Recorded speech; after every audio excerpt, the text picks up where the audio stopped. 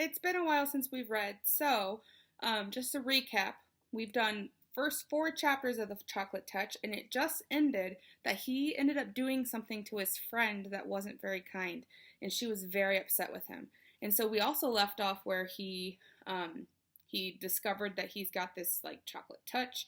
Everything he eats turns to chocolate, and it almost seems like it might be a bad thing. Let's find out what chapter 5 has in store. Looking at the picture, it's got a picture of something like a math quiz or something. I see a lot of addition and subtraction there, so I wonder how that comes into play. It says, John hung up his coat, got his notebook and pencil out of his locker, and sat down at his small table just in time for the second bell, when Miss Plimsoll walked silently into the classroom. As soon as she appeared in the doorway, all the clattering and scuffling stopped. The 20 boys and girls sat straight in their chairs and looked straight ahead at the clean blackboard. Good morning, children, Miss Plimsoll said. Good morning, Miss Plimsoll, the class answered respectfully. Miss Plimsoll sat at her high desk, blinking her eyes as she surveyed the room. Then she opened a little drawer in her desk and pulled out a spectacles case, from which she took her reading glasses. She removed her long-distance glasses and put on her short-distance glasses, snapped shut the spectacles case, replaced it in the drawer, shut the drawer, tilted her head forward so that she could look over those glasses on her nose, and she said, This morning, children, we are going to have an important test. So picture that. She's like this. There were some groans and a few ohs and uhs. Miss Plimsoll lifted up one of her hands and silence was restored instantly. No complaining, please, she said sternly. This test will show me how well you have been learning your arithmetic this year. It will be a short one. I'm going to write just 4 problems on the board. I shall expect you to solve them as swiftly and as accurately and to write your answers neatly. You will place your paper in front of you now. You will write your name at the top right-hand corner, and then you will place your pencil beside your paper. Sit back in your chair and wait until I give the signal to begin working. Miss Plimsoll turned to the blackboard and began chalking up the test problems. Tests always made John nervous. Besides, his lips were feeling dry and the taste of chocolate was strong in his mouth. He raised his hand.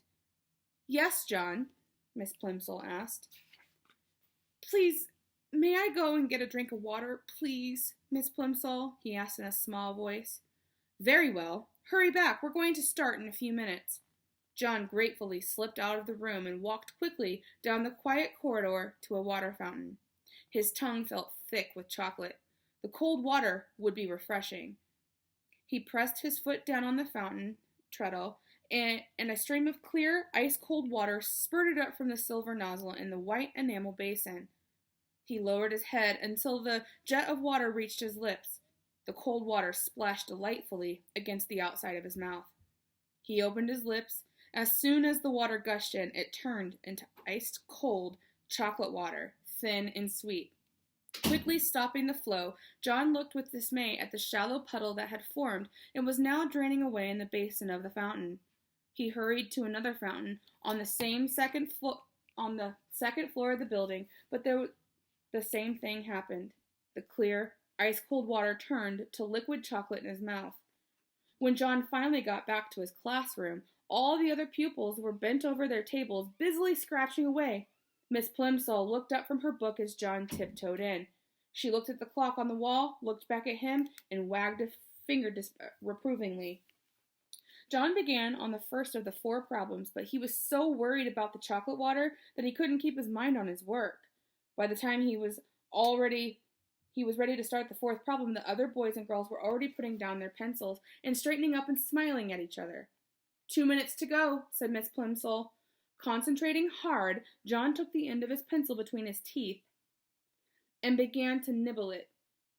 It immediately turned to chocolate. Then he noticed an even more disturbing change. Although he had taken the pencil out of his mouth as soon as the first piece of chocolate had crumbled off, the pencil was continuing to change to chocolate.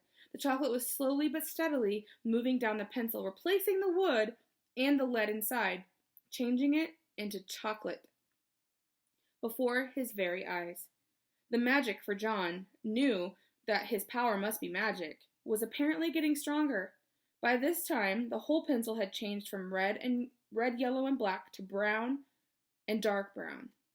Miss Plimsoll was announcing that only a few seconds remained in which to write down the final answer. "Just a minute," John pleaded. "Shh," Miss Plimsoll cautioned him, holding a finger up to her mouth. I'll show you. I can see her shushing him, and there's the problems on the board. He's got his hand up. How embarrassing. "Shh," chorused the slow workers, who were becoming almost as excited as John, but John felt worst of all. He felt sure that he could finish the problem and write down the correct answer if only he had something to write with. "But Miss Plimsoll," he begged in a loud whisper, "my pencil's turned to chocolate." "Hush, John," Miss Plimsoll said. "I'll speak to you after the bell." John tried to write with his changed pencil, but the point was too soft, and he only succeeded in making a chocolate smear where he should have written 72.